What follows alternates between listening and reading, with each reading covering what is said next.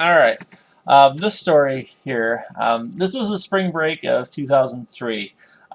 This is the year that my my wife and I were just engaged at this point. I was totally head and over heels in love, and I just asked her to marry me. And since we had some time off from school, we took the opportunity to visit each other's family. So we drove down to where she grew up. It's a decent sized town where her family has been living for 5 generations. We spent the day visiting her grandma, and she has a spare bedroom in her house where I'm going to sleep that night. My wife is going to sleep at her parents' house, so we're LDS, and so that avoid any improper premarital relation, fraternizing, I guess you could say. Anyway, we spend the evening at her parents' house socializing, and later on it comes about 11 in the evening, and she asks if I'm able to find my way back to her grandma's house. Um, neither of us at this point had a cell phone, and so she is worried that I'd get lost. I tell her I'll be fine, and well, I drive my pickup over to the area, and I just cannot find the house. I circle around and around for about an hour, and frustrated, I just give up. I I have a sleeping bag in the back of my pickup, so I drive out of town and find a random dirt road and sleep there for the night. It wasn't a big deal to me.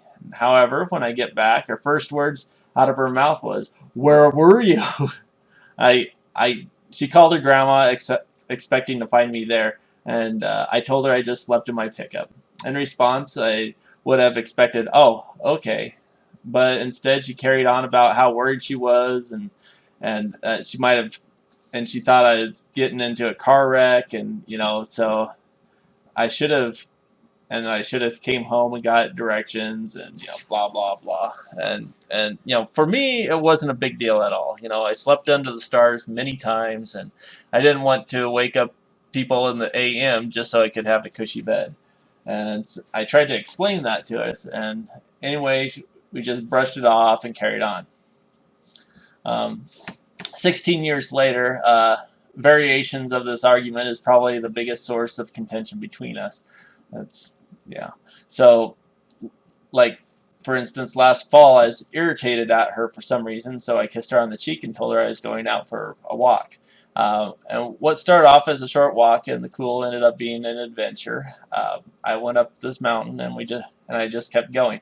3 or 4 hours later, just around midnight, I make it home. By this time, I had a chance to cool down, and I tell her where I went.